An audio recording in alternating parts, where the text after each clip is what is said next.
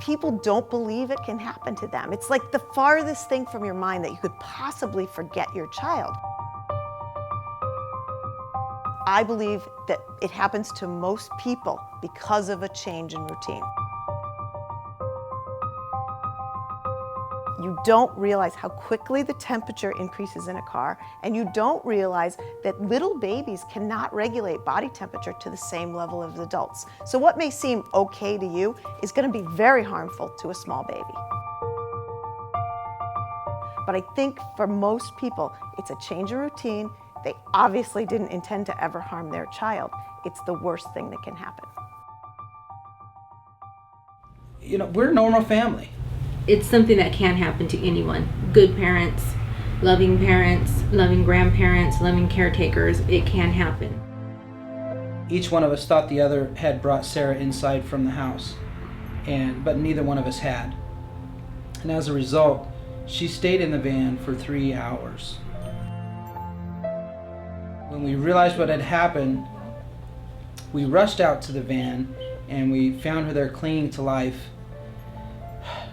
And we rushed her inside and we called 911 and we were trying to cool her down and things like that.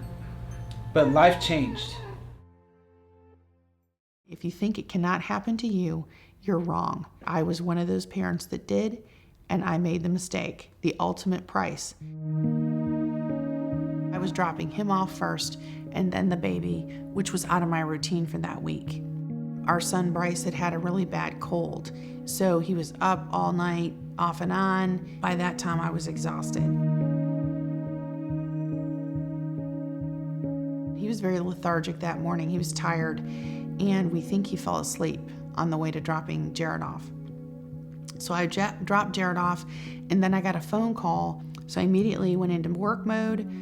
In the midst of all of that, drove right past where I would normally make a left to drop him off, because I had made a stop, and in my mind, like, baby's dropped off.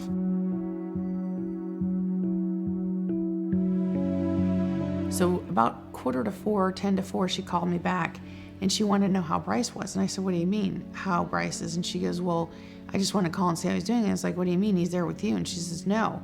And she's beginning to panic. She goes, no, Lynn, you didn't drop him off this morning. And right then and there, my whole morning flashes before my eyes, and I'm like, I'm sure I dropped him off. I stopped what I was doing and I ran to the car, and that's when I found him. I couldn't believe that I could forget my own son and how that was possible. And the next thing I thought was, how am I going to tell my husband that I killed his son?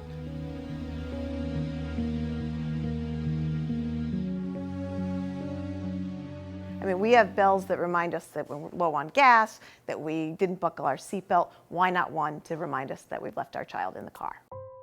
For now, leave something you need, like your cell phone or your purse, in the back seat with your child, or put a doll or something in the front seat as a reminder that they're there. I'm a person who works in child passenger safety every single day. My husband, when our son was an infant, went to take him to daycare one day, went 7 miles past the daycare because it wasn't his routine, it was mine. Before he realized he had our son with him.